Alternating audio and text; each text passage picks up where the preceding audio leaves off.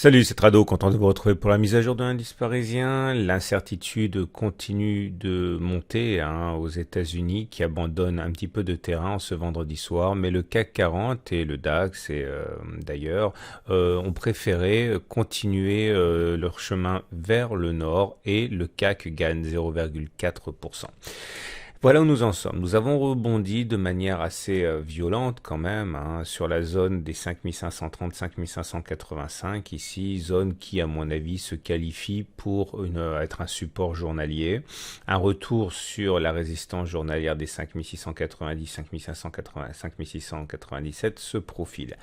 Il est très difficile, et en tout cas je suis incapable de savoir si cette zone va être passée ou pas.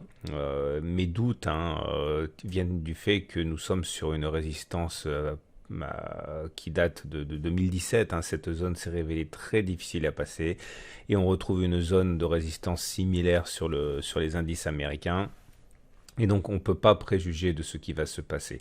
Vous le savez, je l'ai signifié, j'ai sorti ma position baissière, mon swing baissier en 3 fois, donc j'ai finalement clôturé ce swing baissier et je ne sais absolument pas si mon prochain swing sera aussi au baissier, même si je vous avoue que j'ai un petit biais haussier. Alors les raisons de ce biais haussier sont multiples. La première raison, c'est que nous avons une configuration en chandelier japonais qui est intéressante, ici avec une longue mèche basse suivie d'un avalement haussier, corps vert qui avale un corps rouge, confirmé en plus par la séance de vendredi avec une clôture dans le tiers haussier. C'est plutôt pas mal. Nous avons également les Fibonacci qui militent pour une continuation de la hausse. Regardez, on prend les plus bas, on prend les plus hauts, on tire les Fibonacci. Et on voit qu'on a rebondi clairement sur les 23,6% de Fibonacci qui ont été préservés. Aucune raison a priori d'envisager un retour sur les 38,2% de Fibonacci. Clairement, dans ces conditions, normalement, j'aurais dû initier un swing haussier. Je ne le fais pas parce qu'on est face à une résistance journalière, hebdomadaire, mensuelle, pour ne pas dire annuelle. Et donc, ce sont des choses que je ne fais jamais de manière assez confortable. Mais si on n'était pas dans cette configuration où on fait face à autant de résistance, il est clair que j'aurais entrepris un swing haussier. Pour l'instant, je vais quand même laisser la situation se décanter un petit peu. Maintenant, il faut être complètement transparent et il y a des éléments qui sont baissiers. Regardez ce biseau rose qui a été cassé, vous le savez. L'objectif est d'aller chercher successivement, sans que ce soit une obligation, les différents points auxquels on a accroché le biseau, la partie basse, donc le niveau des 5618 qui a déjà été touché, mais enfin c'est un peu particulier. Ça s'est fait très rapidement. Il y a un autre point ici à 5323.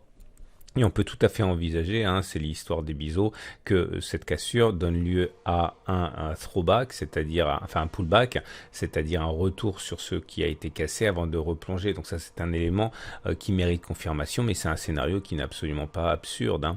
D'ailleurs, si on regarde les indicateurs techniques, on voit qu'au niveau de la moyenne mobile à 20 jours, c'est bien. On est repassé au-dessus de la M20, donc on est techniquement en tendance haussière. La moyenne mobile à 7 jours nous donne un non-croisement haussier, c'est-à-dire la bougie, la M7 qui faisait semblant d'aller croiser la M20 qui repart vers le haut. C'est un signal haussier, c'est un de mes signaux préférés même tout court. J'en parle dans le pack tout trado. Et puis regardez les bandes de Bollinger aussi.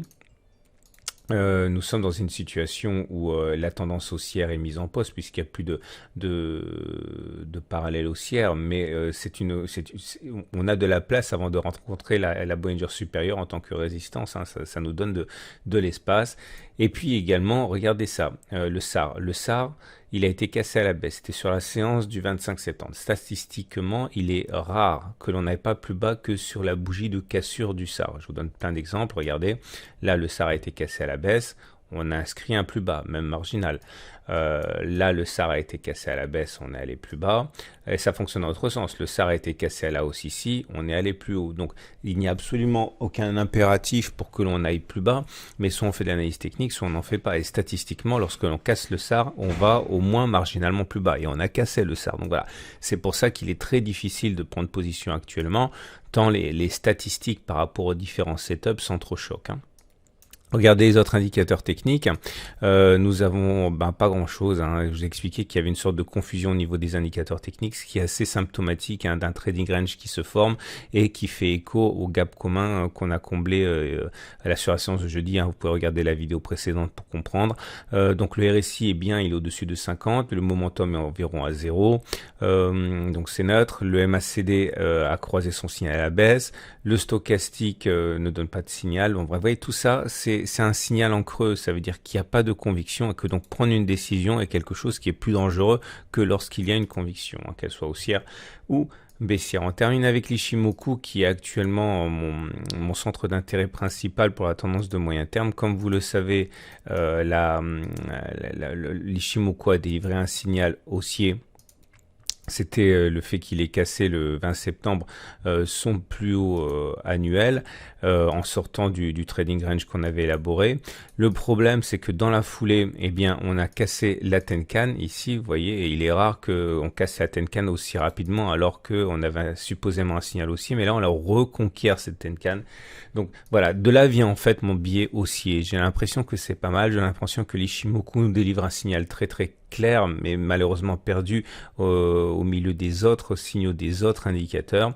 Mais je trouve que c'est une configuration qui est assez pas mal. C'est pour ça que j'ai un biais haussier, mais vous l'aurez compris, pas suffisamment haussier pour oser parier sur une cassure d'une résistance hebdomadaire et mensuelle. Voilà.